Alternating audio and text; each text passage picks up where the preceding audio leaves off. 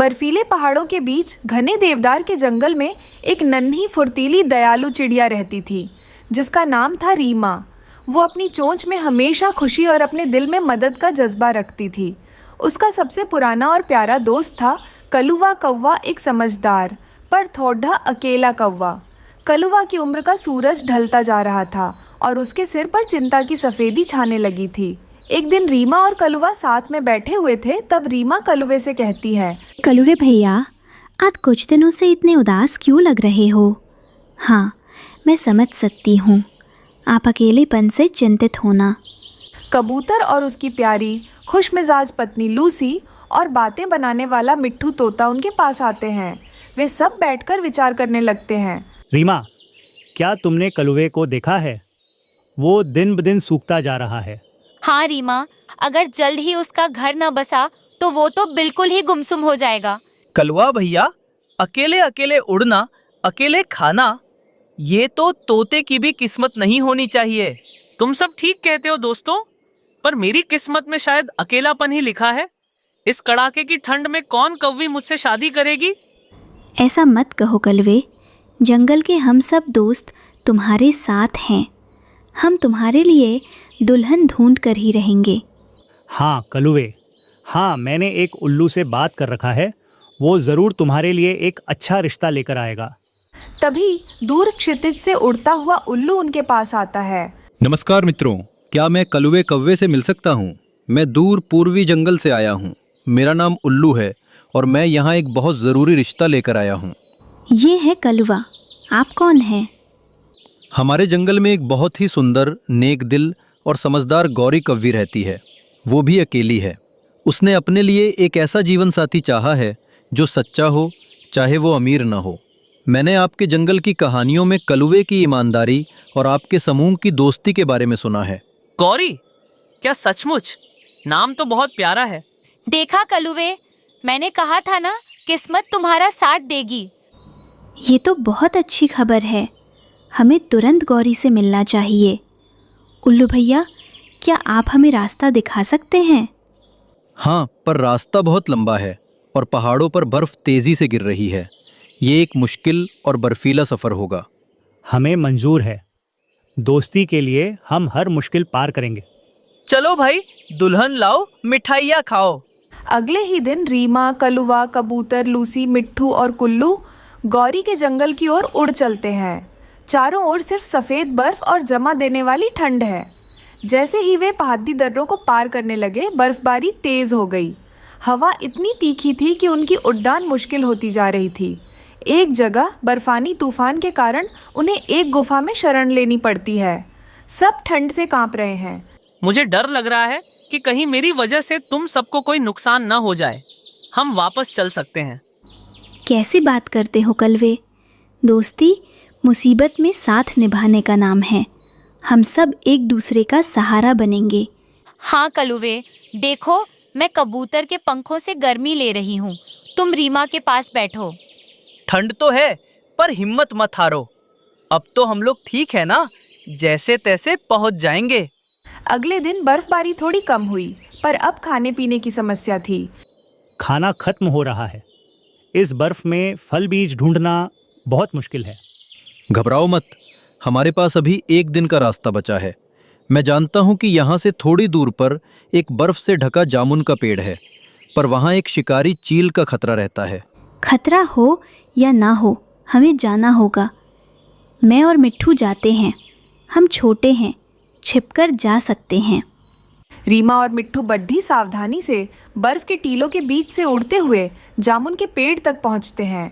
चील अपनी नींद में था। मिल गया, देखो, ये रहे बर्फानी जामुन।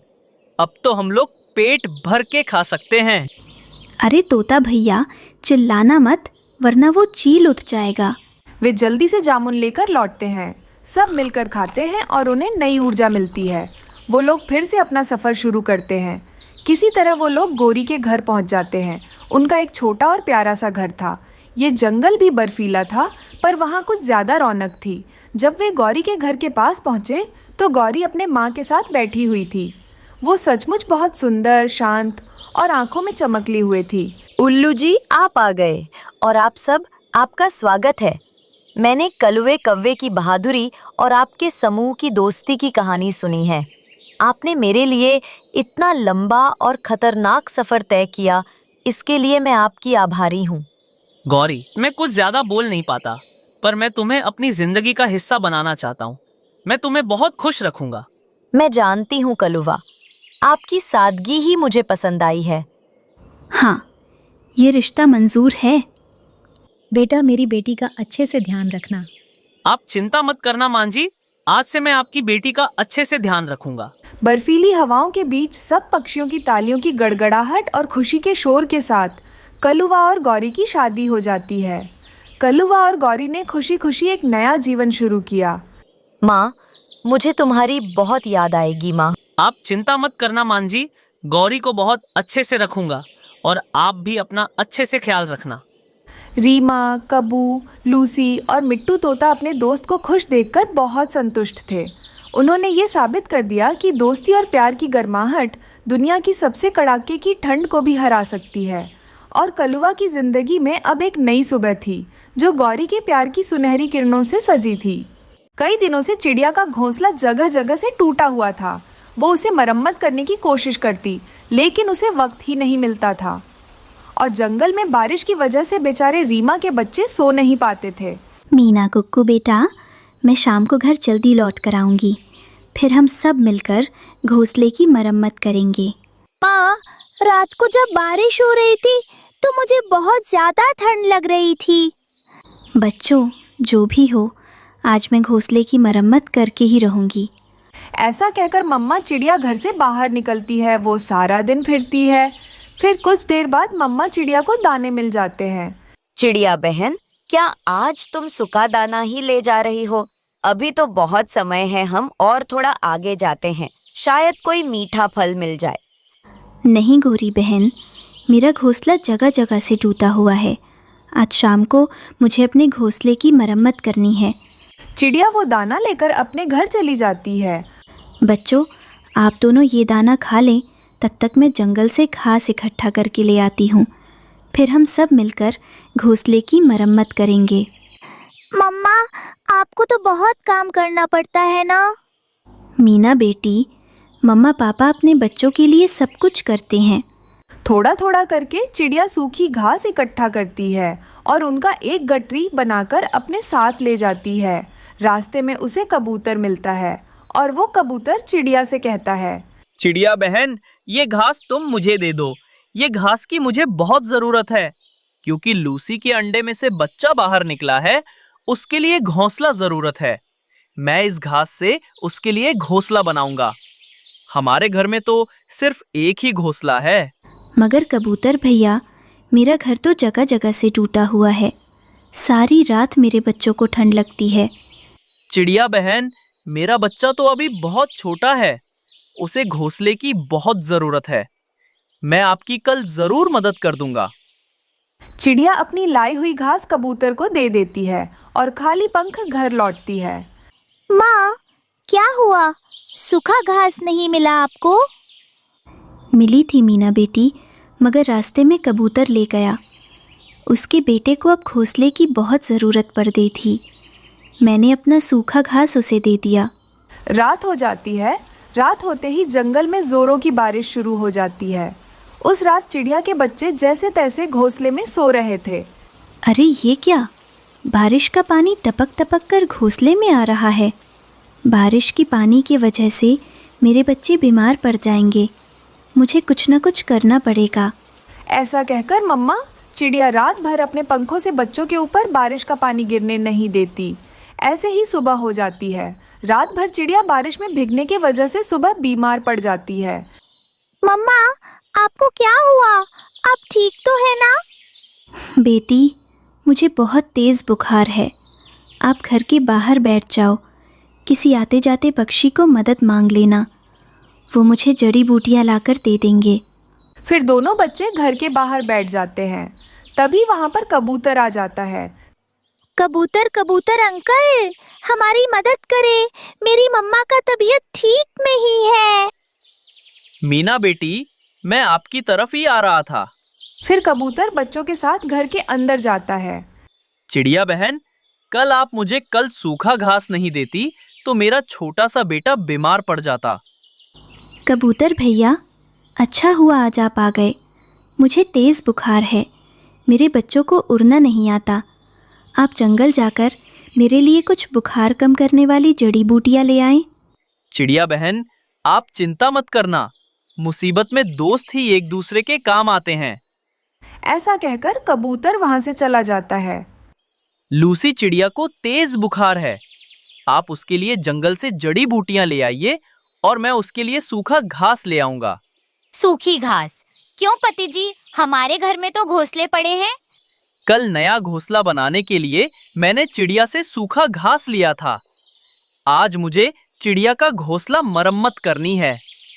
फिर लूसी कबूतरी चिड़िया के लिए जड़ी बूटियां लेने के लिए जंगल चली जाती है और उसका पति कबूतर सूखी घास लेने जंगल चला जाता है। रीमा बहन, आप ये जड़ी बूटी पी लेना, मैं अपने पति कबूतर को देखती हूँ। मगर लूसी बहन, कबूतर भैया कहाँ हैं? वो आपके घोंसले को ठीक करने के लिए सूख घास लेने जंगल गए हुए हैं। कबूतर भी सूखी घास लेकर आ जाता है। फिर कबूतर और उसके पत्नी मिलकर चिड़िया का घोंसला मरम्मत करते हैं। रीमा बहन, आप चिंता मत करना, आज रात भोजन के लिए मेरे तरफ से ये मीठे फल ले लें। जिसे आप जैसे अच्छे दोस्त और पड़ोसी हो, उसे काहे की चिंता। चिड़िया बहन, कर भला तो हो भला। ये सब रीमा के दोनों बच्चे सुन रहे थे और वो सीख रहे थे कि मुसीबत में दूसरों की मदद कैसे करते हैं। इस तरह चिड़िया और उसका दोस्त कबूतर आपस में एक दूसरे की मदद करते हुए आराम से रहने लगते हैं। जंगल में लंबा गर्मियों का मौसम खत्म होने वाला था। गर्मियों के मौसम के जाते ही सभी पक्षी अपने अपने घरों में सूखी लकड़ियां जमा करना चाहते थे, क्योंकि सर्दी के मौसम में सूखी लकड़ियों से आग जलाकर ही पक्षी अपने अपने घरों को गर्म रखा करते थे।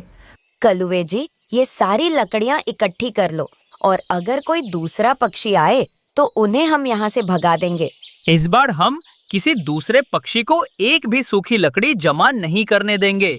कौवा और कव्वी, जो हमेशा दूसरे पक्षियों का बुरा सोचते थे, जंगल की सारी सूखी लकड़ियां जमा कर लेते हैं। तोती और कबूतर भैया, चलो कौवा और कव्वी कई दिनों से सूखी लकड़ियाँ जमा कर रहे हैं। हम भी जंगल जाते हैं और सूखी लकड़ियाँ जमा कर लेते हैं। चिड़िया, मैं कल गया था जंगल में सूखी लकड़ियाँ लेने, मगर उन कौवों ने मुझे डराकर वहाँ से भगा दिया। ये जंगल उनके बाप का नहीं है, चलो हम भी देखते हैं वो कैसे हमें रोकते हैं। रीमा चिड़िया अपने दोस्तों के साथ घने जंगल में चली जाती है। रुको रुको चिड़िया, ये लकड़ियां हमने जमा की हुई है। गोरी और कलुवे, इतनी सारी लकड़ियाँ तुम क्या करोगे? हमें भी थोड़ी लकड़ियाँ जमा कर लेने दो। अगर जान चाहते हो तो चले जाओ यहाँ से। अगर एक भी लकड़ी उठाई तो यही लकड़ी उठाकर सर में मार दूंगा। आओ मारो, मैं भी देखता हूँ। नहीं तोते भैया, हम इन कौवा से लड़ाई नहीं करेंगे, हम दूसरे जंगल चले जाते हैं। चिड़िया अपने दोस्तों को साथ लेकर दूसरे जंगल चली जाती है। वो सारा जंगल फिरते हैं, लेकिन वहाँ तो कोई भी सूखी लकड़ी ना थी। चिड़िया बहन, इस जंगल में तो कोई भी सूखी लकड़ी नहीं है। कबूतर भैया, अब हम ऐसा करते हैं कि अपने अपने घरों में भोजन जमा कर लेते हैं। अगर घर में भोजन होगा तो हमें भोजन की चिंता नहीं होगी। फिर वो सब लकड़ी छोड़कर भोजन जमा करने लगते हैं। वो मैदान में जाते हैं, वहाँ चावल के पौधे थे। चिड़िया, कबूतर और तोता उस दिन सारे चावल के पौधों से चावल तोड़ तोड़ कर अपने अपने घरों को ले जाते हैं। कौवा और कव्वी को तो लकड़ियाँ जमा करने के अलावा कोई काम ही ना था। वो अपना घर लकड़ियों से भर लेते हैं। फिर दूसरे दिन चिड़िया, कबूतर और तोता नदी के पास जाते हैं और वहाँ से कुछ मीठे फल और गेहूं के दाने जमा करते हैं। कबूतर और तोते भैया, क्या हुआ जो हम सूखी लकड़ियाँ ना जमा कर सके? हमने इतना दाना तो जमा कर लिया है कि अगर 2-4 दिन घर से बाहर बिना जाना हो तो हमारे घरों में खाना हो। चिड़िया, आग के बिना हम जी सकते हैं, मगर दाने के बिना तो कोई पक्षी जिंदा नहीं रह सकता। ऐसे ही कुछ दिन गुजर जाते हैं और फिर जंगल में सर्दी के साथ साथ बारिश भी शुरू हो जाती है। कौवा और कव्वी के घर में तो लकड़ियों के सिवा कुछ भी ना था, एक दाना भी घर में नहीं था। गोरी, हमने तो सारा वक्त लकड़ियाँ जमा करने में ही जाया कर दिया और घर में खाने को कुछ भी नहीं है। कलुए, मुझे तो बहुत भूख लगी हुई है। इन लकड़ियों को खाकर तो हम जिंदा नहीं रह सकते। अब हम क्या करेंगे? कौवा तेज बारिश में अपने घर से निकलता है और तोते के घर जाता है। तोते, तोते, दरवाजा खोलो मेरे दोस्त, मुझे 2-4 दाने दे दो। भाग जाओ यहाँ से, जाकर वो लकड़ियाँ खाओ जिन्हें जमा करने से तुम हमें रोक रहे थे लालची कव्वे। चले जाओ यहाँ से। कौवा वहाँ से चला जाता है। कबूतर तो कौवे की बात भी नहीं सुनता। दुष्ट कव्वे अगर दोबारा मेरे दरवाजे पर दस्तक दी तो मैं डंडे से मारूंगा। ना ना कबूतर, मुझे मत मारना, मैं तो गोरी के लिए दाना लेने आया था। फिर थक हार कर कौवा रीमा चिड़िया के घर जाता है। चिड़िया, चिड़िया मेरी बहन चिड़िया, दरवाजा खोल दो, मुझे भूख लगी है, मुझे दाना दे दो। दुष्ट कव्वे, काले कव्वे, मैं ऐसे दरवाज़ा नहीं खोलूंगी और ना ही तुझे दाना दूंगी।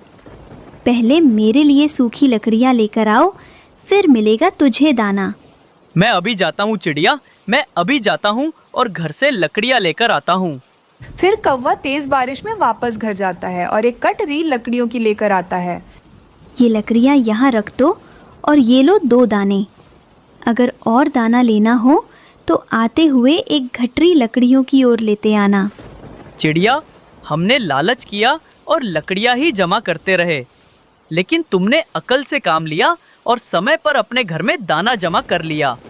इसलिए ऐसे मौसम में आप अपने घरों में आराम से बैठे हुए हो और मैं, मेरा बेटा और गोरी बारिश में भूखे मर रहे हैं। हाँ, इसीलिए तो कव्वे भैया कहते हैं कि लालच बुरी बला होती है। इस तरह कौवे को उसकी गलती की सजा मिल जाती है।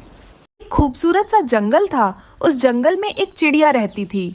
रीमा चिड़िया ने कुछ दिन पहले ही 2 अंडे दिए थे। अब कुछ ही दिनों में वो 2 अंडों में से बच्चे बाहर निकलने वाले थे। अब इस जंगल में मेरी मदद कोई नहीं करेगा।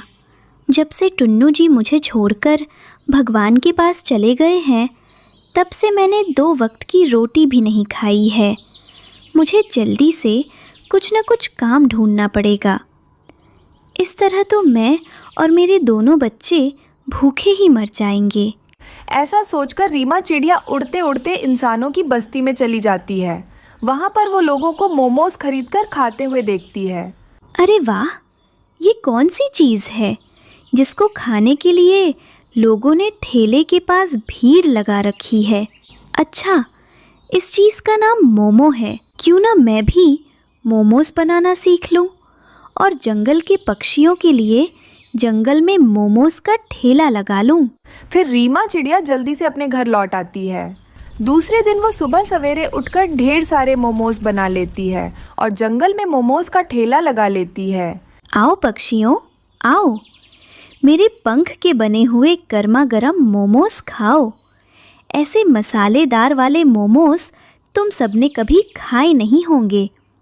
मेरे बनाए हुए मोमोज खाकर तुम सब दूसरा चाट खाना ही भूल जाओगे। रीमा की आवाज़ सुनकर वहाँ पर लाडो आती है। रीमा, एक प्लेट मोमोज मुझे भी देना, देखूं तो तुमने मोमोज कैसे बनाए हैं। हाँ हाँ लाडो, क्यों नहीं, तुम खा कर देखना। अगर अच्छे लगे तो दूसरे पक्षियों को भी मेरे ठेले के पास भेजना। फिर रीमा चिड़िया एक प्लेट मोमोज में तीखी लाल चटनी डालकर लाडो को दे देती है।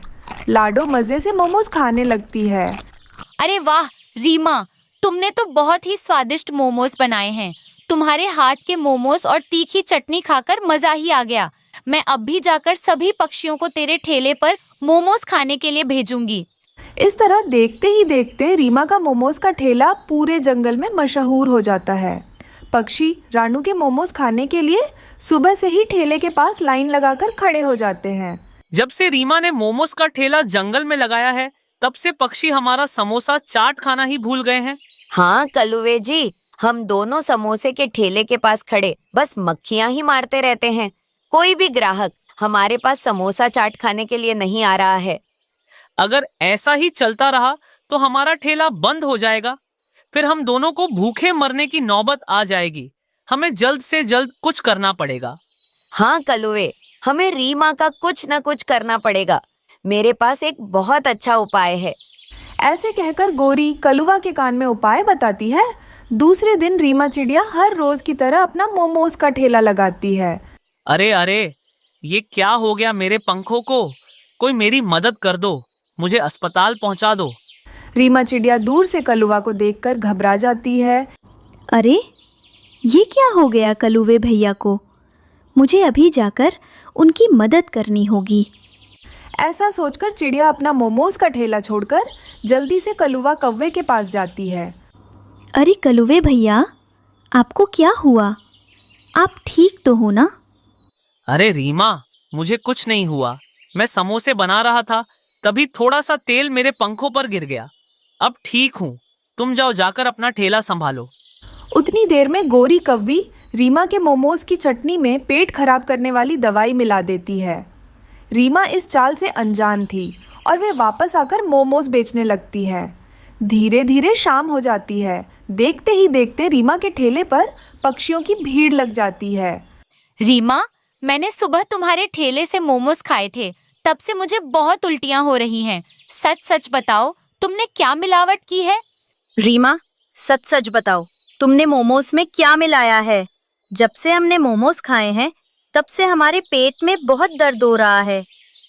अरे नहीं नहीं पक्षियों, मैं कुछ क्यों मिलाऊंगी? ये मोमोज तो मेरी रोजी रोटी है। अगर मैं मिलावट करूंगी तो मोमोज कैसे बेचूंगी? रीमा सब पक्षियों को समझाने की कोशिश करती है, लेकिन कोई उसकी बात नहीं सुनता। सभी पक्षी मिलकर उसका ठेला तोड़ देते हैं। बेचारी रीमा चिड़िया रोते हुए अपने ठेले को टूटते हुए देखती रहती है। देखा कलुए जी, मेरा कमाल। मैंने कहा था ना, रीमा के ठेले को पक्षियों से ही तुड़वा दूंगी। हाँ गोरी, तुमने बहुत सही किया। कल से पक्षी हमारे पास समोसा चाट खाने के लिए जरूर आएंगे। उन दोनों की बातें कबूतर सुन लेता है। शर्म आनी चाहिए तुम दोनों को। एक गरीब माँ मेहनत करके मोमोज बना रही थी और तुम दोनों से ये सहन नहीं हुआ। इससे पहले कि मैं तुम दोनों के बारे में जंगल के पक्षियों को बोलकर जंगल से भगा दूं, जाओ और रीमा से माफी मांग लो। कबूतर की बातें सुनकर गोरी और कलुआ डर जाते हैं और जल्दी से रीमा के पास जाकर माफ़ी मांगते हैं। रीमा चिड़िया बड़े दिल से माफ़ कर देती है। अब जंगल के सभी पक्षियों को पता चल जाता है कि इसमें रीमा की कोई गलती नहीं थी। कुछ दिनों बाद रीमा के 2 अंडों में से बच्चे बाहर निकलते हैं। फिर चिड़िया अपने दोनों बच्चों के साथ खुशी खुशी जीवन बिताने लगती है।